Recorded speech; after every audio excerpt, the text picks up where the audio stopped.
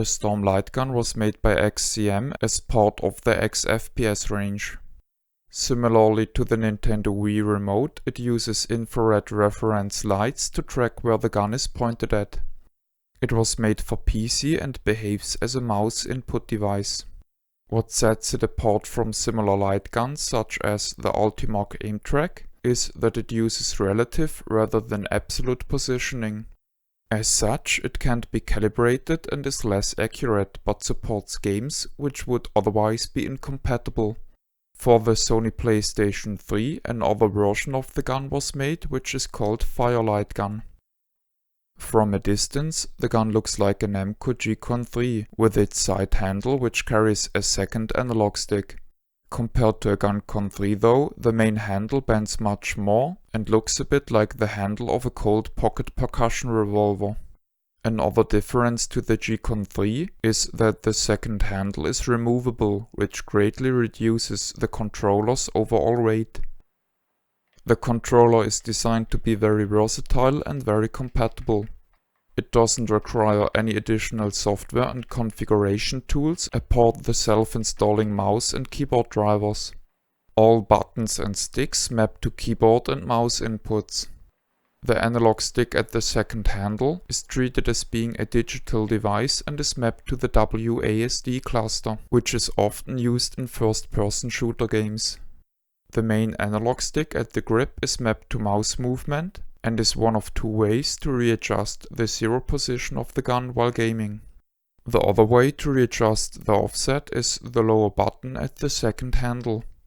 It causes the gun to stop paying attention to the light tracking.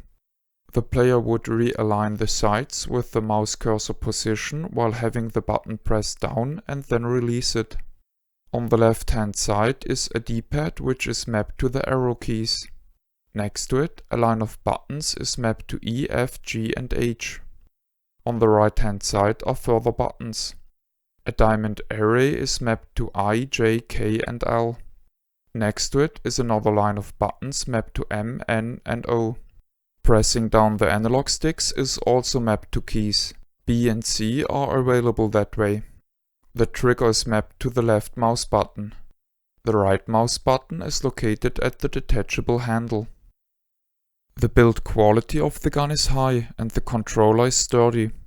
The trigger uses a tactile clicky push button and feels nice. The side picture is very clear and usable. Below the backside is an adjustment wheel which controls the sensitivity of the emulated mouse. Sadly, the maximum available sensitivity is way too low, and thus it is impossible to adjust the controller in such a way that the mouse pointer follows the sights of the gun. The necessity to include means into the gun to easily readjust the zero position is inherent to relative mouse position controllers. Imagine one moves a mouse to the top border of the screen. Moving the mouse further up now will not move the cursor any further. As soon as the mouse moves down again, the cursor will start moving right away and will not compensate for the length of access distance it has moved. Of course, the Stormlight gun behaves the same way, which isn't a big problem. Sadly, there are two major problems which almost completely ruin the experience, as they mess with the positional tracking and thus move the zero position of the gun. First, the used light sensor has a certain cross sensitivity towards visible light. This isn't unusual. What is unusual is that the Stormlight gun doesn't have a high pass light filter to isolate the sensor from visual light. As is, the gun would just work passively in complete darkness while still being distracted by the light emitted from the monitor. Personally, I solved this issue by gluing an 810 to 980 nanometer high pass filter to the plastic window using glass glue. The most annoying problem with the gun is that it will spam mouse inputs pointing towards one of four positions once the gun isn't sensing light anymore. This will completely mess up the relative location of the mouse cursor to the zero position. Depending on where the IR reference light bar is located, this loss of tracking is very easily achieved. In my personal experience, I got decent tracking results when placing the bar at the bottom of the screen, which is curious as the manual just recommends the top of the screen as a valid location. Speaking of the light bar, it uses the housing of sensor bar clones, but includes just one of the two light arrays and places it in its middle.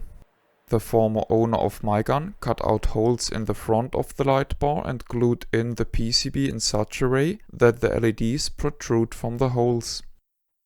Personally, I think it is very unfortunate that the gun misbehaves as soon as it doesn't sense light anymore. I crave for a good relative position light gun for a very long time now.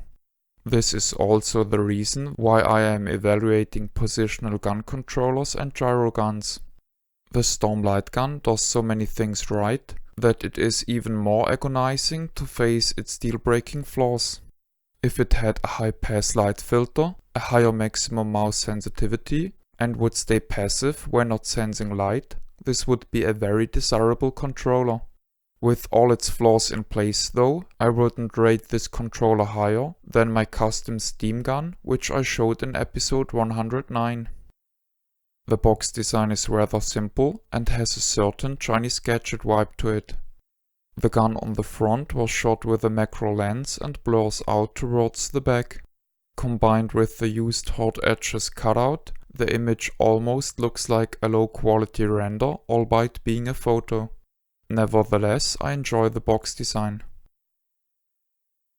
This is the end of the review. My name is Ben. I thank you for viewing.